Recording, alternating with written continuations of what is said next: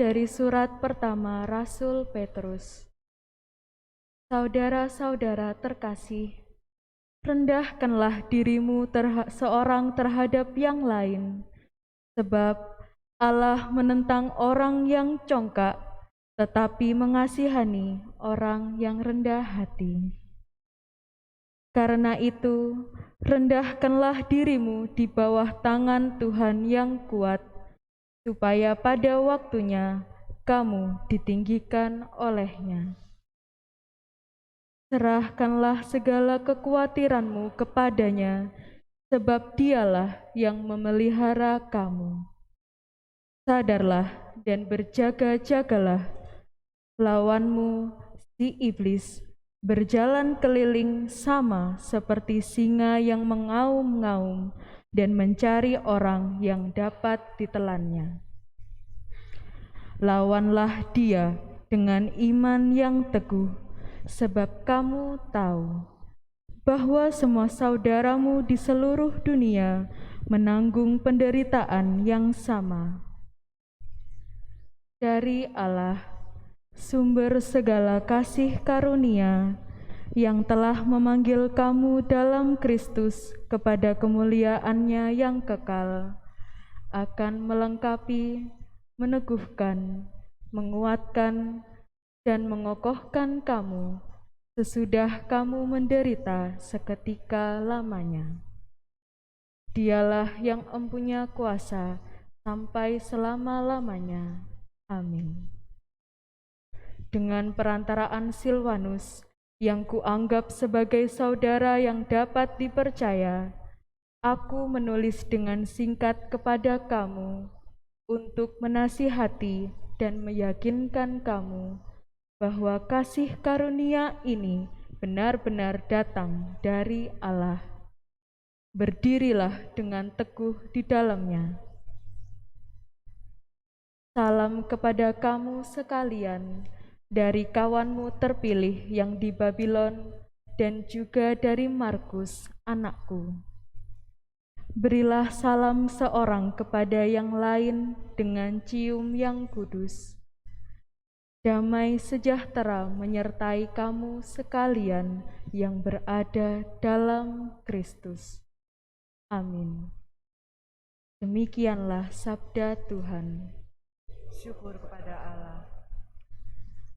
Mazmur tanggapan, kasih setiamu ya Tuhan, hendak kunyanyikan selama-lamanya.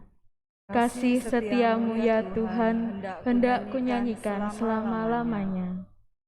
Aku hendak menyanyikan kasih setia Tuhan selama-lamanya, hendak menuturkan kesetiaanmu turun-temurun. Sebab kasih setiamu dibangun untuk selama-lamanya, kesetiaanmu tegak seperti langit. Kasih setiamu ya Tuhan, hendak kunyanyikan selama-lamanya. Sebab langit itu bersyukur karena keajaiban-keajaiban-Mu ya Tuhan. Bahkan karena kesetiaan-Mu di antara jemaah orang-orang kudus. Sebab siapakah di angkasa yang sejajar dengan Tuhan? Siapakah di antara penghuni surga yang sama seperti Tuhan? Kasih setiamu ya Tuhan, hendak kunyanyikan selama-lamanya.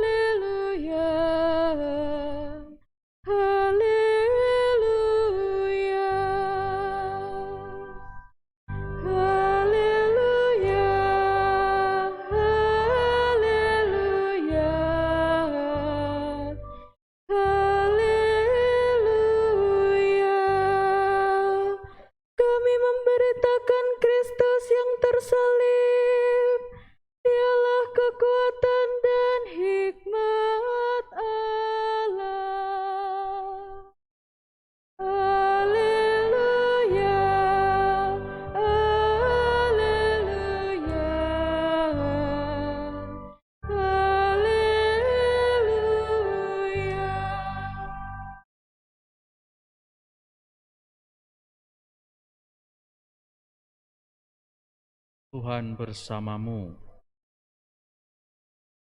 Inilah Injil suci menurut Markus.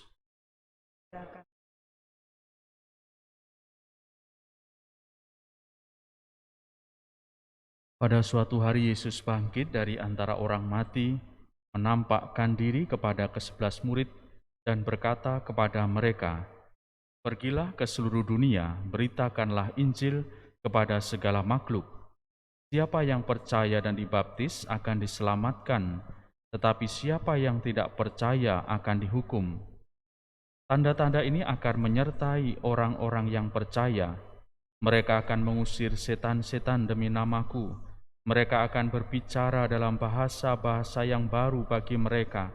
Mereka akan memegang ular, dan sekalipun minum racun maut, mereka tidak akan mendapat celaka. Mereka akan meletakkan tangannya atas orang sakit, dan orang itu akan sembuh." Sesudah berbicara demikian kepada mereka, terangkatlah Tuhan Yesus ke surga, lalu duduk di sebelah kanan Allah. Maka pergilah para murid memberitakan Injil ke segala penjuru, dan Tuhan turut bekerja dan meneguhkan firman itu dengan tanda-tanda yang menyertainya. Demikianlah sabda Tuhan. Pujilah Kristus.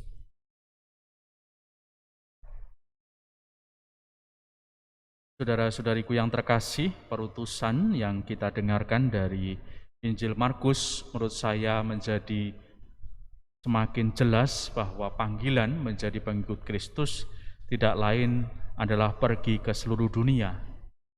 Maka puncak dari iman adalah misioner, menjadi orang yang mewartakan Allah ke segala penjuru, segala makhluk.